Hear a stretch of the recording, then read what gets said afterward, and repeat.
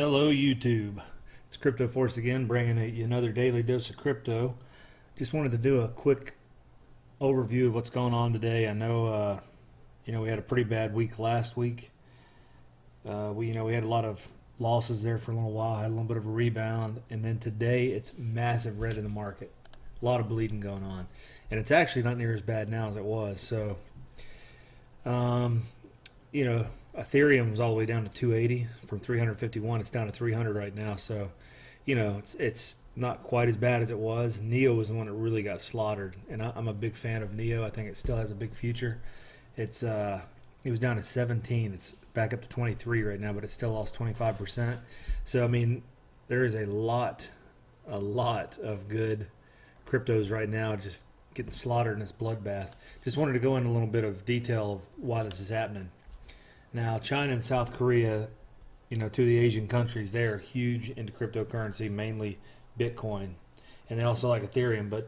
But China actually is the largest miner of Bitcoin. Now, what they did was they talked about it last week, cracking down on ICOs.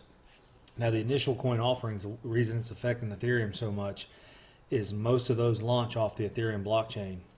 So with China and South Korea's ICO market getting stopped at the moment, Ethereum, it's hurting Ethereum because they're all based off the Ethereum blockchain. So I think this is an overreaction of the market, though, because I believe this ultimately is a good thing that China and South Korea are doing this, because the U.S. implemented something similar to this in July.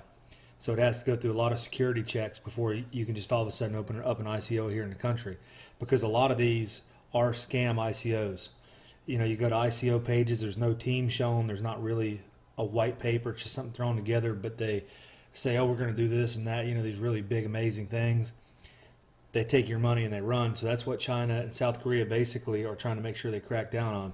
I am not a fan of regulation. I'm not a fan of big government, but I think some regulation needs to be implemented, and I believe China and South Korea are taking the right steps. This may be kind of extreme with a crackdown on all 60 ICOs right now, but what people need to understand, this does not mean that Neo's not going to make it, that all these other ICOs in the Asian markets are canceled. That does not mean this.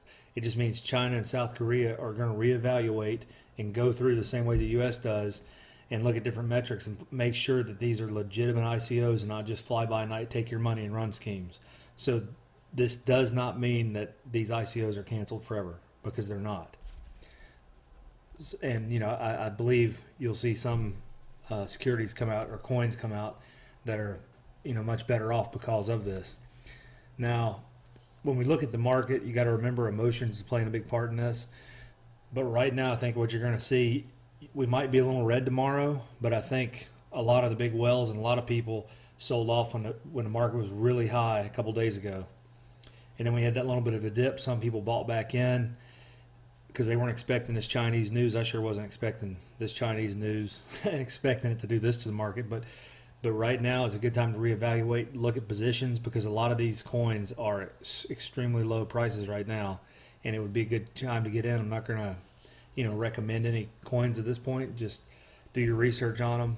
I know that, if you just click up here on the percentage mark here on World Coin Index, you can scroll down and look at the views of which ones have the worst losses. You can try to find one that you like that's in this pile of red and choose it out of it. But like I said, good time to do some research, try to find a good entry point right now, because this market will come back. And when it does, I think it's going to come back pretty quick. And I don't think it's going to be too far into the future. I think people are going to realize this was really mostly an emotional dump, and that this is actually a good thing China and South Korea are doing in the long run.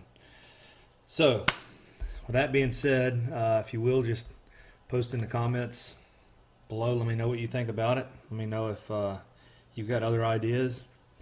And please subscribe, share, and like. As always, Crypto Force signing out.